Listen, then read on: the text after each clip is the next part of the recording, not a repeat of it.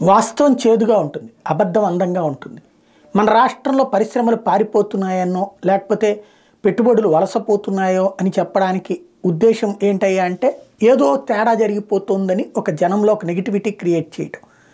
సరే, అది ఒక అదేదో దాన్ని అలా గొప్పగా ఫీల్ అవుతున్నటువంటి రోజులు. బ్రాండ్ ఇమేజ్ని డ్యామేజ్ చేయడం అన్నటువంటిది మెయిన్. అదాని వచ్చి పెట్టుబడి పెడితేనేమో అదానికి అమ్మేసినట్టు, అదే అదానికి సంబంధించి దాన్ని డెవలప్ చేస్తుంటే నాశనం చేస్తున్నట్టు. కంటైనర్లకు సంబంధించినటువంటిది ఏదైతే అదాని కృష్ణపట్నం పోర్టును తీసుకుంటే అది వ్యతిరేకించినటువంటి వాళ్ళు, అది పెట్టుబడులు అదాని ఎట్టా పెడతాడని చెప్పినటువంటి వాళ్ళు ఇప్పుడు అక్కడ సక్సెస్ఫుల్గా బిజినెస్ నడుస్తుంది కదా.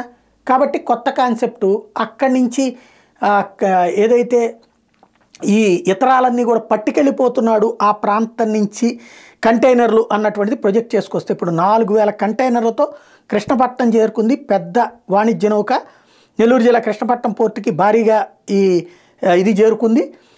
4000 కంటైనర్లు ఈ వెజల్లో తీసుకొచ్చారు.